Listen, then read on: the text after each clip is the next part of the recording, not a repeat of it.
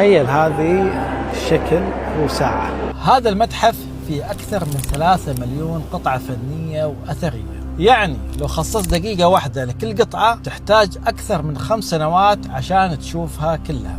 هذا متحف الإرميتاج في روسيا، واحد من أكبر المتاحف في العالم. لكن مو هذا الشيء المجنون، قبل ما يصير متحف كان قصر يعيش فيه أباطرة روسيا، وعشان كذا من أول ما تدخل تشوف الرخام والذهب والثريات والقاعات الضخمة، تصمم عشان يبهر أي شخص يدخل من أول خطوة. لكن الصدمة الحقيقية إن داخل كنوز من الحضارات المصرية واليونانية والرومانية. لكن أكثر معلومة ما صدقتها إن داخل المتحف أكبر مزهرية حجرية في العالم، وزنها 19 طن ومنحوتة من قطعة حجر واحدة، وكانت ضخمة لدرجة إنهم اضطروا يدخلوها القصر قبل ما يكتمل بناءه. والمفاجأة ما وقفت هنا، داخل المتحف ساعة ميكانيكية عمرها أكثر من 250 سنة، وإلى اليوم إذا اشتغلت يفتح الطاووس ذيله وتتحرك البومة ويتحرك الديك بنفس الآلية القديمة.